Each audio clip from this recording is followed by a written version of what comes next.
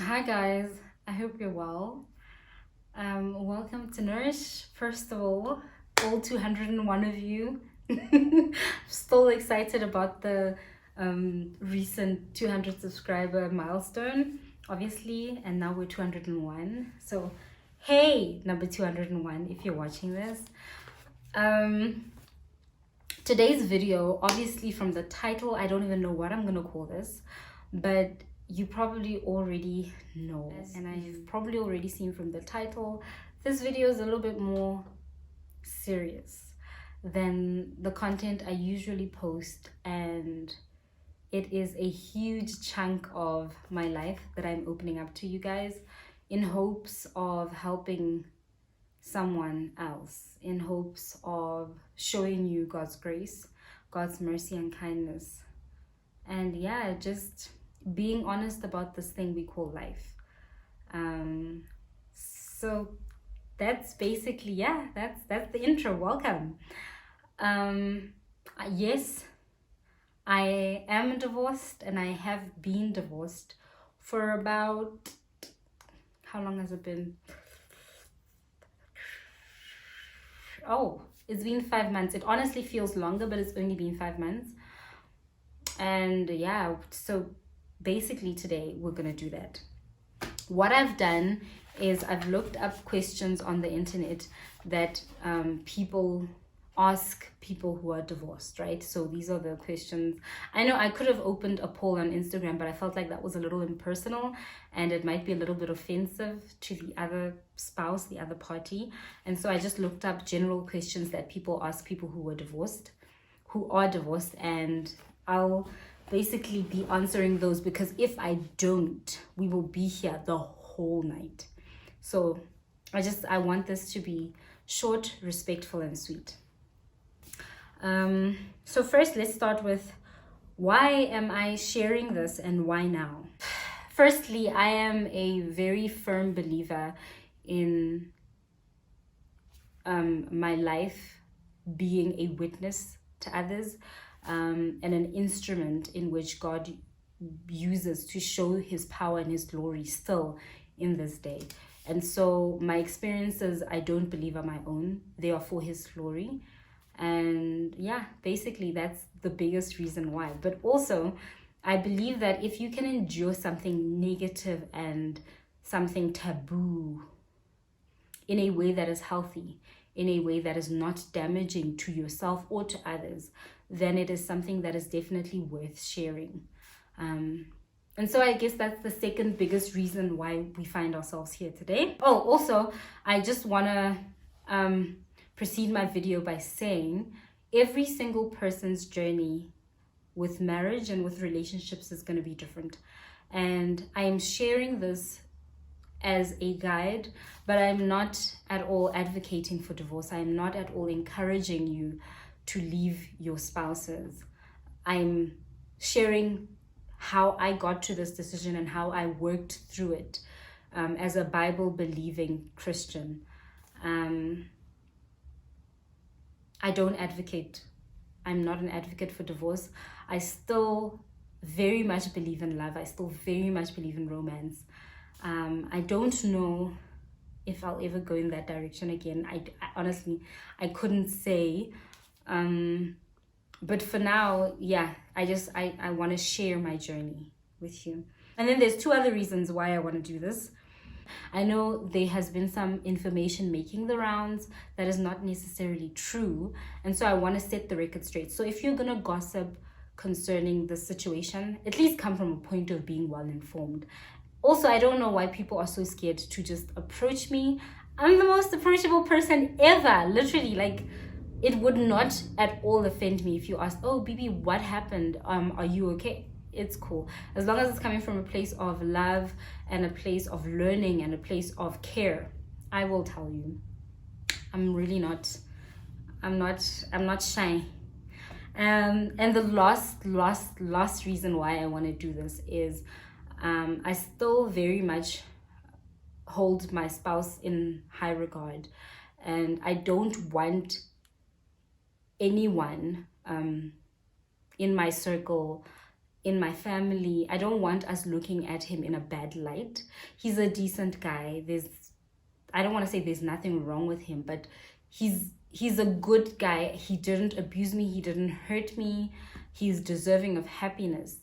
And I know there is a tendency when people are close to you and something happens in a relationship circumstance, they tend to hold on and to hold grudges against the person that you were in a relationship with.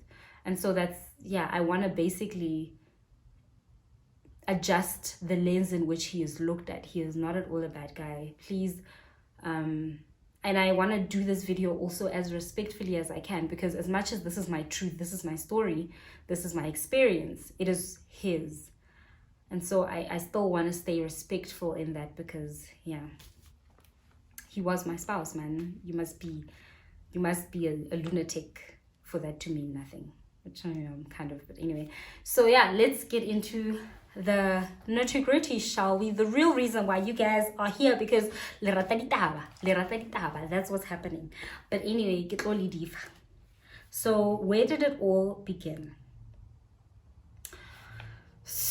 Our relationship began from, I guess you could say, a matchmaking type of scenario.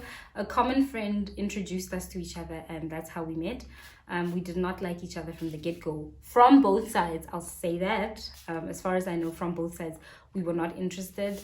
And I have been single for majority of my life. Yes, I have talked to a couple, maybe more than a couple, maybe more than a dozen guys, but I've never been in an official relationship in a very long time. There's, I think, a handful of relationships that I can count which were official. Anything that was not official, it wasn't official. I don't care who says what. Me, I was not dating you. You were dating me.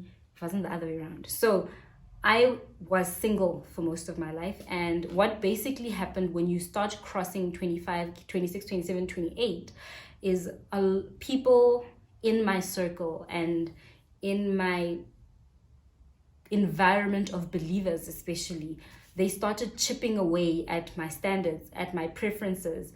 And I would hear constantly things like, I'm too much, I want too much, I'm unrealistic in my requests and in my desires for a husband. I would hear statements like, I'm going to be single forever, or there was just a lot. And I think I didn't at the time realize it. But looking back now, I think over time, very slowly, my list started getting smaller or shorter and shorter and shorter until I got to a list of basically basics. What I wanted in a husband by the end of my 27th year of life was that he must be Christian, Adventist, he must be alive, most importantly, he must be dedicated to ministry and to God, he must be vegan, plant-based, and he must be employed. Those were the 5 things.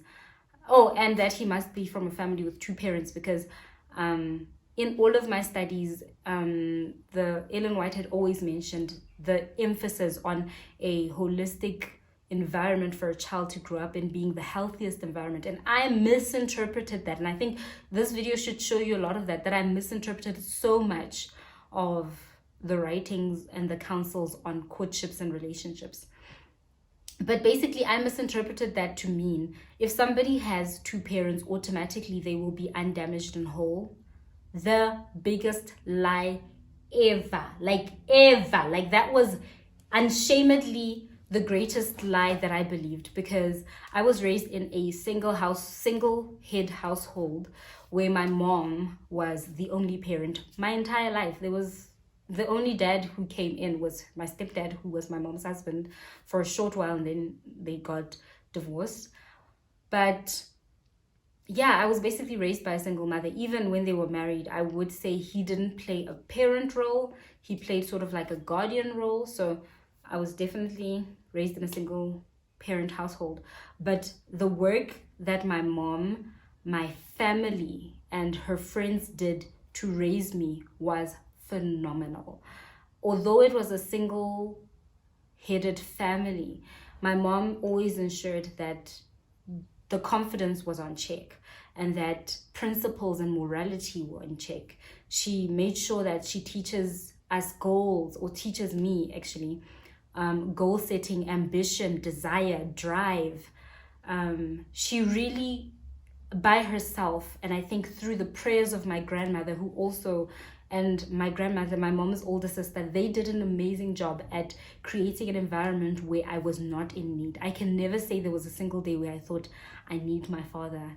Never. So I misinterpreted what Ellen White was saying about a healthy environment being created by a family. That's not a default.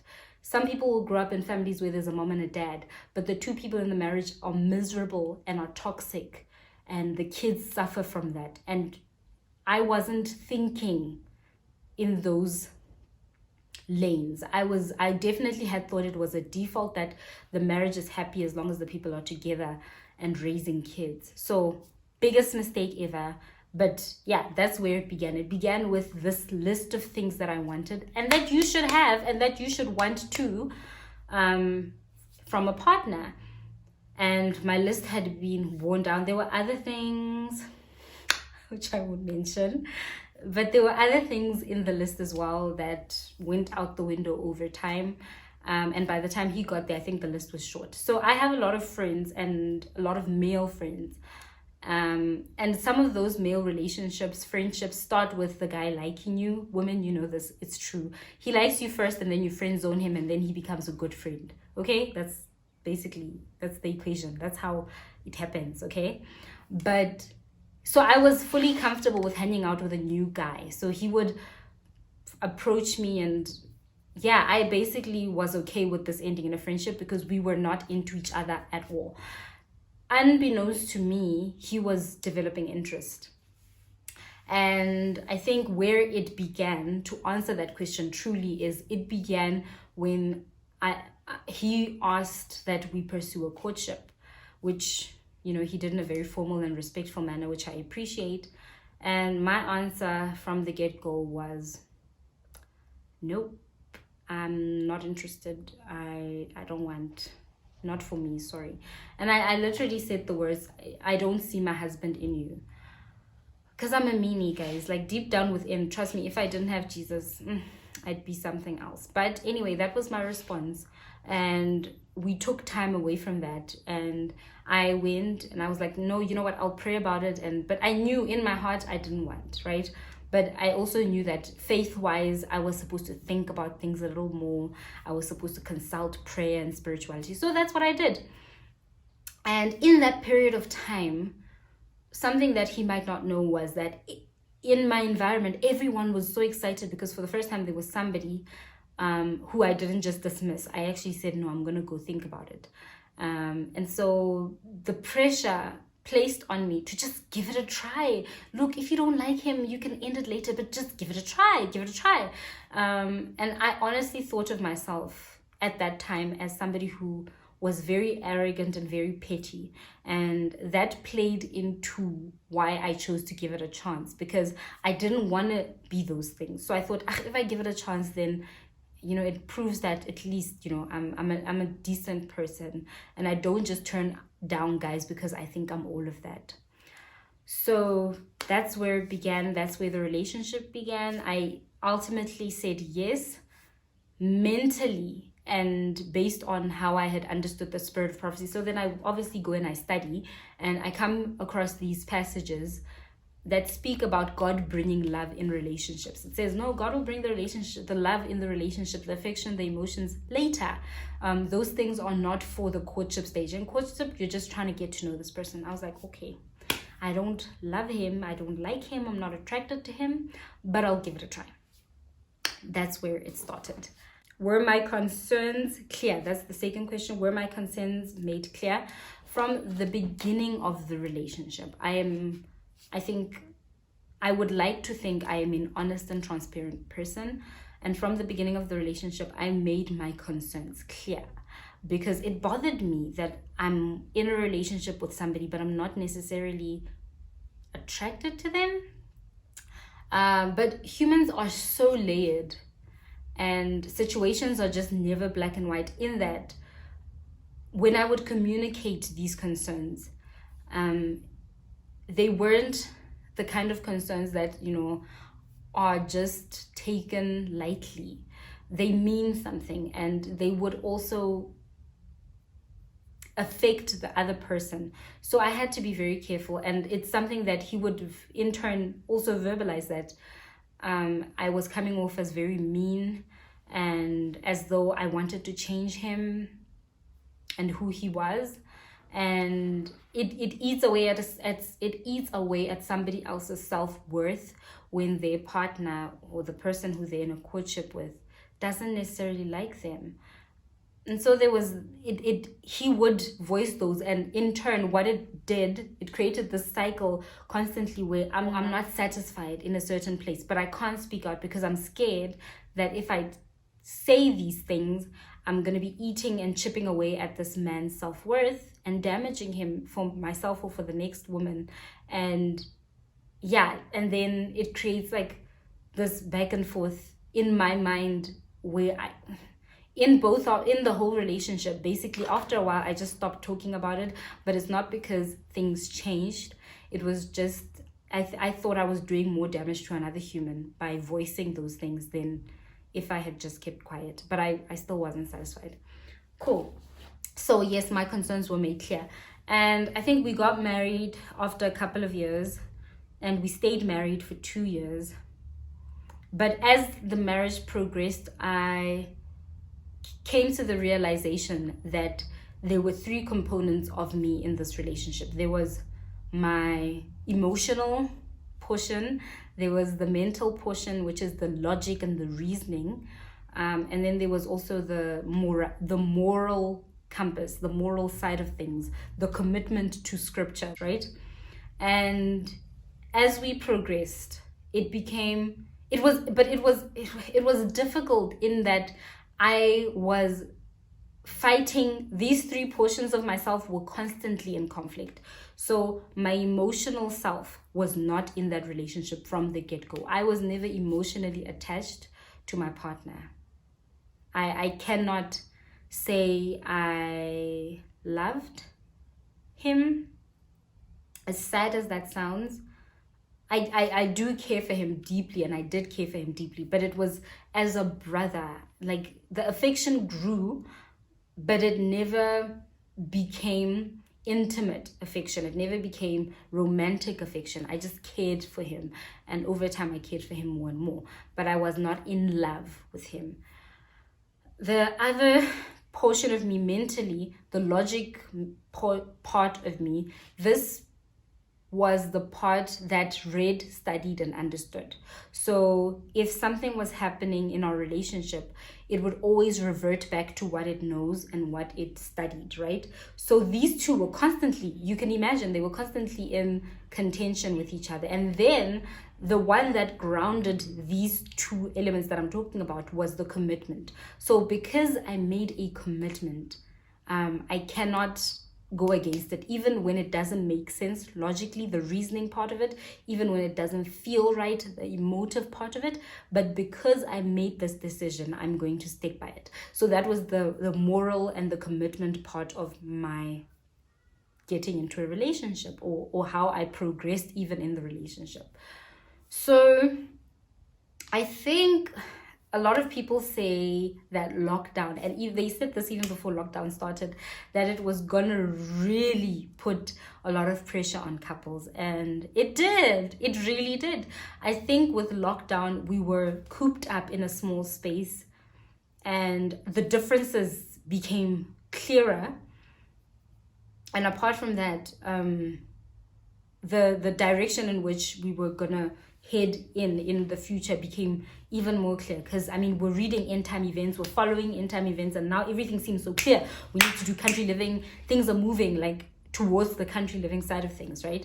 And if there's anything I should preface this statement I'm about to make, it should be this: from a very young age, I knew exactly who I wanted to be when I grew up. I knew what I wanted to do, where I wanted to work, what kind of work I wanted to do, how long I wanted to take to get there. I had planned out my entire life, maybe until 50, when I was about 14. And where I am standing now, I'm still working on the foundations of the plans made by that 14-year-old. My family honestly did a tremendous job. That girl was focused. And so imagine that you have been working on something for, when was I 14? 16, 17, for 16 years, you've been working on this particular trajectory of life, where you want to be, who you want to be, where you want to work, what you want to do, right? And then you meet somebody, and 3 years later, after you've met them, they decide that they want to move in a different direction, even though they knew exactly what you were and where you were going when they met you. Then they decide, no, you know what? I think we should change things up. You need to compromise and sacrifice for the marriage. And we need to be moving because of the circumstances around the end times and around the coming of Christ and how the direction in which things are heading.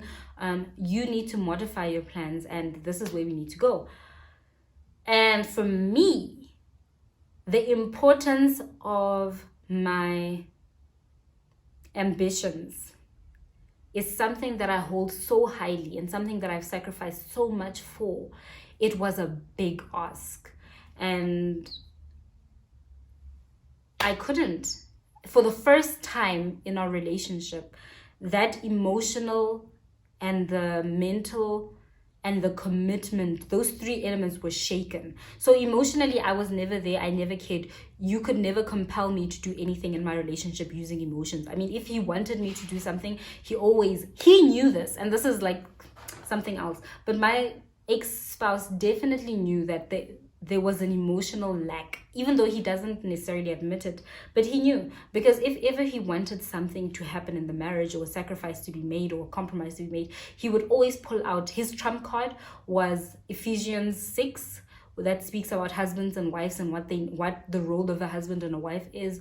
Or he would pull out Ellen White and pull out quotes about submission. So he knew he couldn't convince me to do anything based on just love alone, because I wasn't emotionally attached, but I was mentally, in terms of knowledge and reasoning and the decisions I've made. So he could, of the three elements I mentioned, he always knew he could depend on these two to get the desired outcome.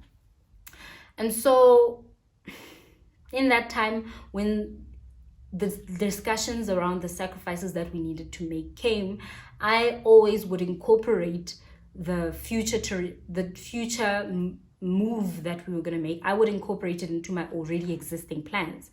But what he was asking wasn't that. He wanted a complete shift in this direction that he was definitely convicted about, and that he felt like this is time, and I'm an unbeliever for not wanting that. But I was heading in this way, and I was always going to end up here, but it was never going to disturb this path. I don't know if I'm making sense. I hope I am.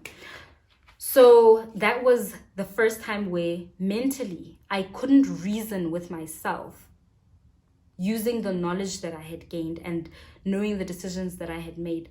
I could not convince myself to be in agreement with his plans, because he was messing with my fundamentals. And that was a big thing, and it still is a big thing for me. Like, my identity, as far as who I will become and what I will do with my life, that's not a part of the human being that I believe that one is supposed to mess with the other. Like, we can in marriage, we can compromise over homes, over salaries, we can compromise over what are needs, what are wants. But when you start wanting to decide what I do for a living for the entire rest of my life, then you are touching a part of me that I can't control the outcome of, because you've gone into unknown territory there. So yeah, that's what began, I think, the snowball that ended up being an avalanche in terms of our marriage.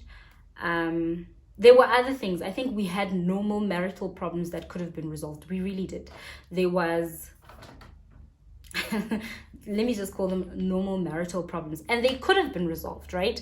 But over time, from that point, I had gotten to an area of emotional detachment, in that I wasn't interested in resolving the conflicts that could have been resolved.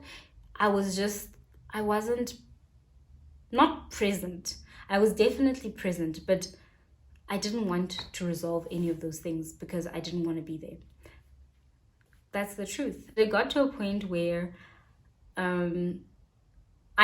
those three elements of mine, where the knowledge used to be what anchored my marriage and my relationship, and as well as my conviction because I made the decision. So morally, because I'm a wife, I'm obligated to certain things. It started becoming difficult when the knowledge and the emotion were both like on zero. Like, it was crazy that the only thing that kept me at some point was just the fact that I had made the decision. For example, during lockdown, at some point we were homeless, and so we lived with his parents, and I would travel back and forth between my parents, my mom's house, and his parents' house. And whenever I had to go back to his parents' house, there would always be this nagging, internal nagging, mental nagging, those two different levels of understanding and of reasoning, the emotional and the mental, where it would be like, but why do we have to go back there? Not because my in-laws were unkind or anything. I honestly think we might have had a very rocky start, but they were kind and loving, and they really did treat me well. So the issue wasn't that I didn't want to go and spend time with my in-laws or even live with them. I just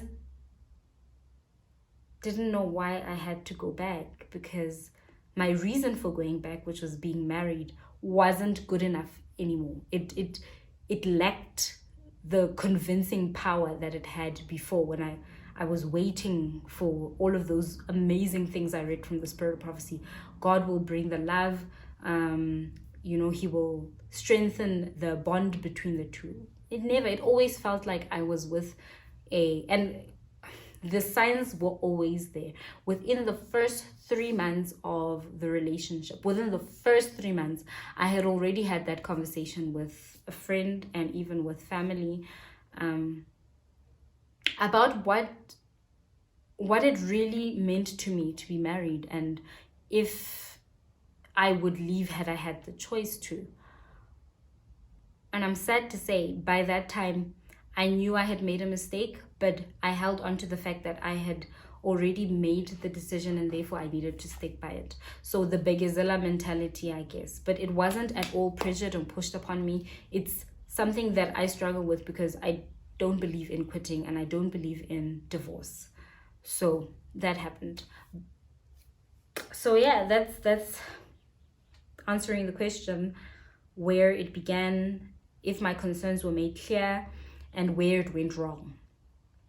The next question is there a way that I could have fixed my marriage? Because the issues within this bond were not those that were outside of the person or outside of the individual. They weren't issues with our circumstances and environment, but they were issues with the very person, the very being of that person. I don't think our marriage could have been fixed or saved, because it would have meant one of us has to change, or both of us have to change and become something that we are not. And it's impossible to pretend to be something that you're not, and I would never ask that of anyone. So I don't think so. The issues in my marriage weren't the marital problems. The marital problems were fine, honestly. It was that I wasn't married, that I had no emotional bond to my husband, that it took a lot to get into the responsibilities of being a wife, the duties that I was expected to perform, because I didn't love him. And it was like doing things out of obligation. And I always, whenever this conversation comes up, I always tell someone to imagine that I got myself into an arranged marriage, because that's exactly what it was. It was that's perfect, actually, to help you understand. It was a marriage to somebody who I didn't love, but who met a certain criteria somewhere, and I consented to it, but it was fueled in its daily chores by obligation and not by love. So yeah, no, it couldn't have been fixed. Fixing would have meant literally changing the human heart, and you can't change my heart or his. What did I learn from my experience? I learned so much about myself from this experience. There was a lot, but within the first few weeks of divorce, maybe it was even 2 weeks or 1 week, I already had gone through, the journey so many times and written all that I thought I was to draw from my experiences. And the one of the most impactful things was that even the most self-assured and secure and self-motivated people, we can doubt ourselves. And I would have never thought that was possible, because I'm decisive, I'm decided, I know exactly what I want, when I want it, how I want it, right? But here came a period of time in life when I had made a decision, and I knew, that's the thing, I knew what I wanted to do, and I knew the response that I wanted to give from the moment he asked me, for a relationship or courtship. I knew the decision, but I doubted myself because of what I had been told about myself, and because of the pressures in society over women running out of time and whatnot. And the signs were there from the get-go. Within the first week, 2 weeks of our relationship, the children argument came, where we don't agree fundamentally on having kids or not. There were so many signs. There were so many. And I think I chose to not ignore them, but to handle them as though they were the challenges of marriage, and also to treat them as though they were my insensitivities towards him. So I'm only seeing this because I'm an insensitive and selfish person. Basically, that's how I approached it. Not the best.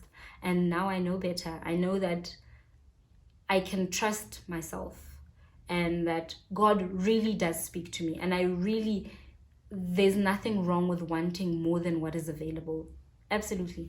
Also, a lesson that I didn't know before I was in a relationship, in a committed relationship, was that I'd honestly rather be alone. I'd rather be a happy single person, a happy, wholesome, healthy, emotionally single person, than I would be a miserable married person. Like, I didn't know that, but now I do. And there were so many other lessons, but I think that's the first one, and the big one, is that regardless of how self-assured you are, know that self-doubt is a real thing. And I also learned how to recognize self-doubt. I think before this experience, I actually hadn't really had issues with self-doubt. I was always assured. So yeah, that's that. The second last question is, how could it have been handled in a way to minimize harm? Yes, I think, I don't know, I can't speak for the other party, but I definitely do think the manner in which we progressed through the separation and the divorce was one that minimized the hurt. I stayed respectful. I didn't just leave and say, I'm leaving you, Salah, I get bad. It wasn't anything like that. I tried many times to sit down, give him the space to ask me questions, give him the space to tell me what he thinks of me. And even with my in-laws, I offered them the same olive branch where I wanted them to get closure. I didn't want there to be rumors. I wanted us to speak openly about what was about to happen and to have their curiosities concerning the situations fulfilled. I didn't want them to imagine what could have happened. I wanted them to know exactly what happened and where it started and how it started and how it got there.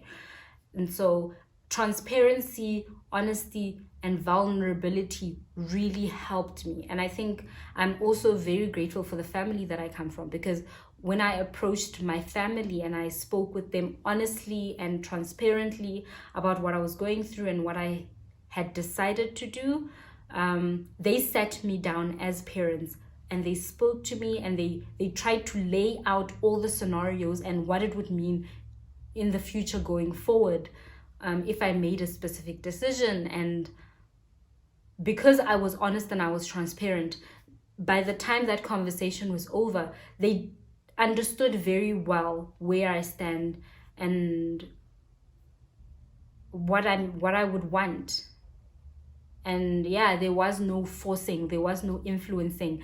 I cannot say there's one person who I spoke to throughout this whole thing who was influencing me or pushing me or whatever. But it was transparency, honesty, and vulnerability, even when it's hard, even when it's difficult. And yes, we did try other things. We tried the counseling, we tried exercises, we tried future planning. Nothing could have prevented this. Everything that could have been done was done, and I still just didn't understand why I needed to put myself through any more of that. So yes, I do think it was done in a way to minimize emotional damage, and it was done respectfully, and I'd like to keep it that way. I think also an important factor of minimizing harm, it's also seeking the Lord. I sought Jesus more in that period than I have my entire life as a Christian. I prayed about it. I fasted about it. I studied. I went literally, I can tell you the only 3 causes of divorce that are in the Bible. And yes, some of them are Mosaic, but one of them is actually New Testament. But anyway, I literally educated myself and asked God to open me up to the 3 reasons for divorce. And apart from my psychotic approach to spirituality with studying divorce, I also consulted married people. I consulted divorced people. I sat down many times with myself, and I was honest about my contribution to the state in which the marriage found itself in. And I will say that I think that taking accountability, responsibility, and seeking Jesus was the most effective in reducing the amount of harm that was done afterwards. Because I don't believe that, I might be delusional, but I don't believe that I'll walk on the street now and I'll pass my mother-in-law and I can't say hi. I do think that different people will process different things in different ways, so they might still be hurt attached to that. But I never wronged, outside of leaving, I never wronged anyone. And I did it in the most inconvenient way possible. So, yeah. The last question on my little pad is, how do I prevent the same mistake? So my story is easy, and this is exactly why I prefaced this whole video by telling you that no 2 individuals are going to share the same experience, and you might not ever be able to do it in the way that I did. You might not be able to sit a month with a family and let them grieve you while you're there and give them that space to be open. It's fine. That might not be your calling, but if you can learn anything from my mistakes, it's to listen to your intuition, listen to that small, still voice, especially when coming to picking a partner. And don't be as hard on yourself as I was on myself then, where I was very self-criticizing, especially about things that I used to consider strengths, but that I've been told are weaknesses. Being arrogant and being selfish and being self-centered are traits of fallen characters, right?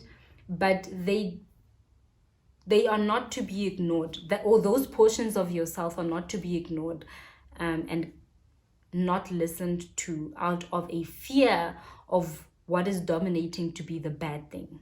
If that makes sense. Does it make sense? Let me see if I can say this another way. If you believe something is not for you,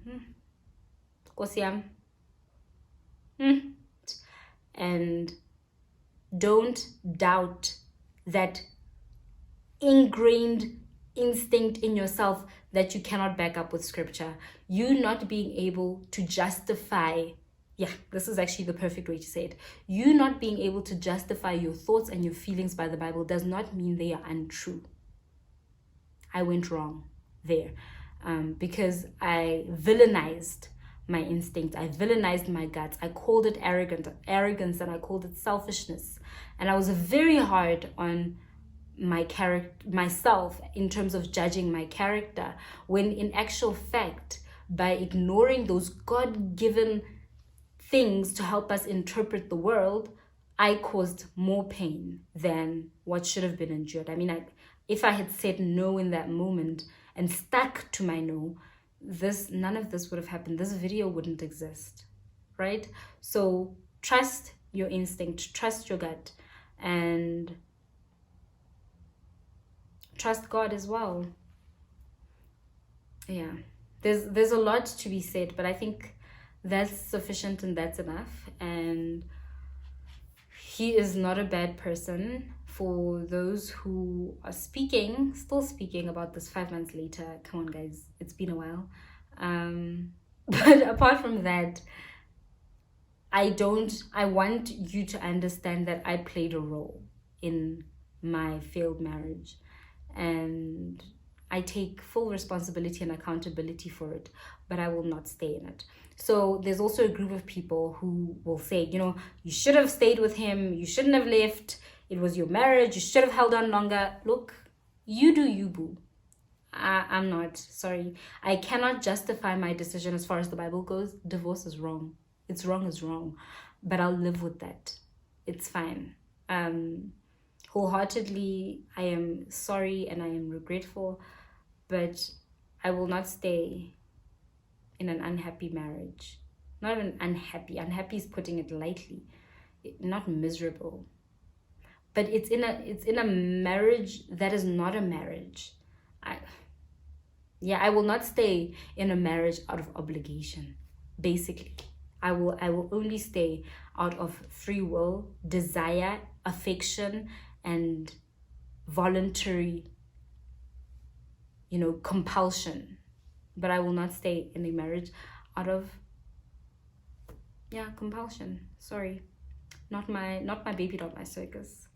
So if I don't know, that's all the questions. I think the last question is just how I am, because the marriage was not emotional for me, and I was not attached to the person or to the relationship, really. It's been a relief. It's been amazing. What it feels like is that I took a holiday from my life. It feels like I put my life, the life that I've lived basically my entire life, I put it on a little, banister on a sideboard or on a credenza, and I was living and playing and fulfilling this role as a wife to this person, and not completely being who I was. And as soon as the marriage ended, it was like, oh, thank God I can be myself again. It's actually not like I put something away. It's like I put something on, and when the marriage ended, I could take that thing off. And so there's a lot of relief. There's a lot of peace. There's so much peace and a lot of clarity as well. So I'm really good. Can't complain. Sad that this is where it ended up, but not sad that it ended for me. There's really not much more I can say. So I don't know how this would help anyone, but I hope it does. And I pray that God may use my testimony and my experiences to touch your hearts. I am sorry if you have found yourself in a situation where you are divorced.